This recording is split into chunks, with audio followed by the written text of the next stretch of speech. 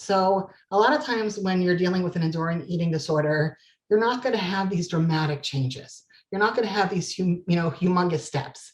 You're going to have little baby steps in the right direction. And those baby steps really matter. So, I used to savor every victory, even the tiny, tiny ones, because I knew that they had the potential to lead to something really big.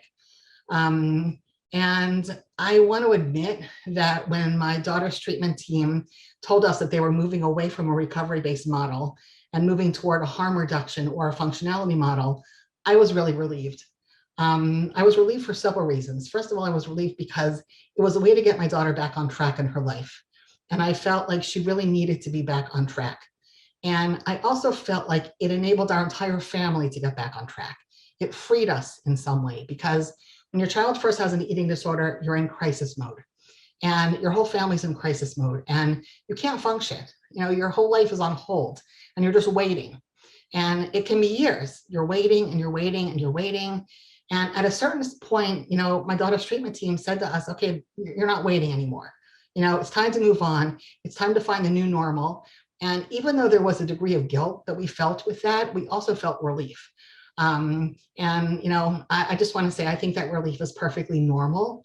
And I think that it's something that led me to reclaim my life and reclaim my family and to put us back where we were as a family, and to help repair relationships.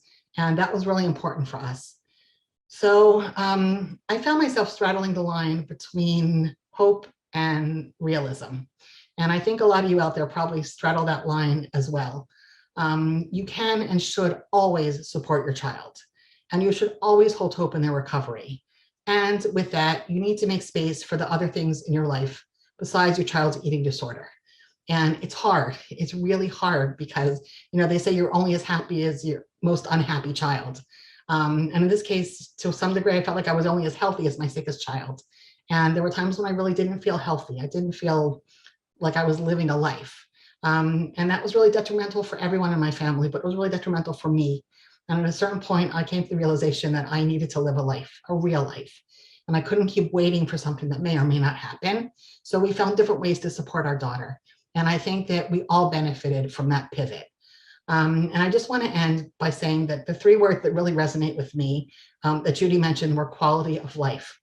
And I think that it's really important to find the quality of life for your loved one with the eating disorder and for the entire family. And I think that you need to keep your person as safe as humanly possible without giving up that quality of life.